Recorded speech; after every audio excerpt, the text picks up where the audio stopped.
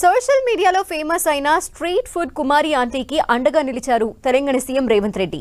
కుమారి aunty street food ని యథావిధిగా కొనసాగించేలా DGP, municipal అధికారులకు సీఎం రేవంత్ రెడ్డి ఆదేశాలిచ్చారు. ఈ ఫుడ్ స్టాల్ తో ట్రాఫిక్ జామ్ అవుతుందని చెప్పి ఆ స్టాల్ ని పోలీసులు మూతవేయించారు. ఆ విషయం సోషల్ మీడియాలో వైరల్ కావడంతో సీఎంఓ దృష్టికి వెళ్లింది. మాదాపూర్లోని ఆమె ఫుడ్ కోర్ట్ ని మార్చాలనే నిర్ణయాన్ని తెలంగాణ సర్కార్ వెనక్కి తీసుకుంది.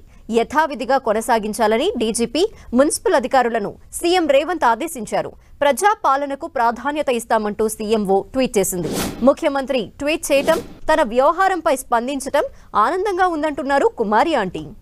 దీనిపై మరింత సమాచారం మా ప్రతినిధి తేజస్విని అందిస్తారు. ట్రాఫిక్ కారణంగా స్ట్రీట్ ఫుడ్ ని క్లోజ్ చేయాలి, ముఖ్యంగా కుమారి ఆంటీ స్ట్రీట్ ఫుడ్ కారణంగా ట్రాఫిక్ సమస్య అనేది ఎదురవుతుంది అని చెప్పి ట్రాఫిక్ పోలీసులు అయితే తన స్ట్రీట్ ఫుడ్ ని క్లోజ్ చేశారు. అలాంటిది ఈ రోజు సీఎం రేవంత్ రెడ్డి ఆదేశాల మేరకు మళ్ళీ తన స్ట్రీట్ ఫుడ్ ని అయితే ప్రారంభించొచ్చు అని కూడా ఆదేశాలు జారీ చేశారు. సో నిన్నటి ఆదేశాల మేరకు కుమారి ఆంటీ అయితే మొత్తం స్ట్రీట్ ఫుడ్ ని 10 రోజుల పాటు క్లోజ్ చేశారు. మనం విజువల్స్ లో చూసుకోవచ్చు. నిత్యం ఈ పాటికి తన స్ట్రీట్ ఫుడ్ అయితే ఎప్పుడు కల్కల్లాడుతూ ఉండేది. అలాంటిది వారం నుంచి 10 రోజుల వరకు స్ట్రీట్ ఫుడ్ క్లోజ్ చేయాలని చెప్పడంతో వంటలు కూడా ఏమీ వండలేదు. సో ప్రస్తుతం మనతో పాటు కుమారి ఆంటీ ఉన్నారు. మేడం, ఎలా అనిపిస్తుంది మీకు? చాలా అంటే చాలా హ్యాపీగా ఉంది. ఎందుకంటే సామాన్య ప్రజలకు కూడా గవర్నమెంట్ ఇలా సహకరిస్తే నిజంగా ఎలాంటి ప్రాబ్లం ఉన్నా గానీ అలా స్పందించే మనసు ఎంతమందికి ఉంటుంది.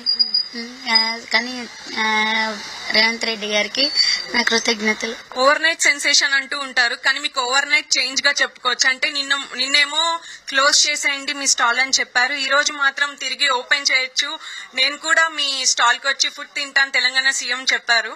సో మీరు ఎలా అనుకుంటున్నారు దీన్ని?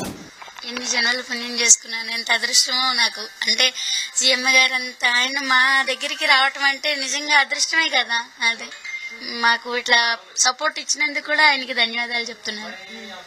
అంటే ఒక రకంగా నిన్న మీరు కొంచెం భావోద్వేగానికి గురయ్యారు. అలాగే 10 రోజులు స్ట్రీట్ ఫుడ్ అనేది ఆపేయడము మీకు ఒక రకంగా ఆర్థిక నష్టం అనుకోవచ్చు. సో మీరు అప్పుడు ఎలా ఫీల్ అయ్యారు? ఎలా ఫీల్ అయ్యంటే నిన్న కొంచెం బాధ అనిపించింది. నైట్ అంతా అసలు నిద్రపోలేదు.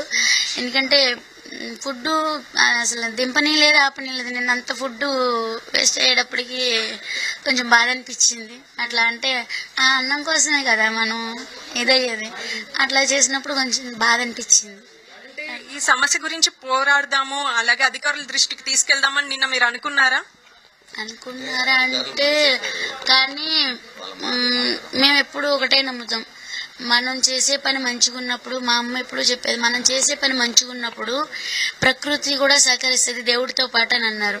నిజంగా ఆ మాట వాస్తవమైంది. ఇప్పుడు నిజంగా మరి నాకు సపోర్ట్ చేయడం అంటే నిజంగా ఎంత ఇదంటే ఆ దేవుడే. అవును, దేవుడి రూపంలోనే సీఎం గారు నాకు ఇవాళ ఓపెన్ చేసుకోమని చెప్పినందుకు నిజంగా నాకైతే మాటలు రావట్లేదు. కొంతమంది రాజకీయం చేయాలని కూడా చూశారు. అంటే మీరు ఎక్కడో నాకు ఏపీ ప్రభుత్వం నుంచి సపోర్ట్ వచ్చింది, సో దానికి బదులుగా ఇదంతా జరుగుతుంది అని కూడా అంటున్నారు. దాని గురించి మీరు ఏమని స్పందిస్తారు? అది ఎలా జరిగిందంటే, నాకు ₹1 కోటి ఫ్లాట్ ఉందని, బెంచ్ కార్ ఉందని చెప్పి పెట్టారంట.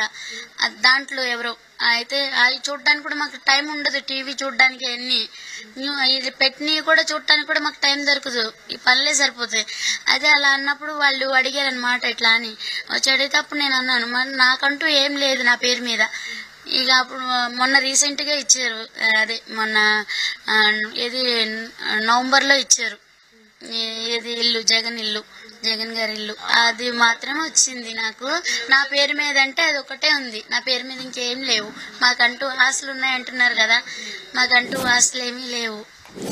ప్రజాపాలన వల్ల, అలాగే కాంగ్రెస్ ప్రభుత్వం వల్ల ఎప్పుడు తనకు మేలే జరిగింది అని, అలాగే స్ట్రీట్ ఫుడ్ ని ఎప్పుడు ఆదరిస్తూ ఉండండి అని స్ట్రీట్ ఫుడ్ కుమారి అంటే అయితే చెప్తున్నారు. కెమెరా పర్సన్ మనోరంజన్ తో తేజస్విని, హైదరాబాద్.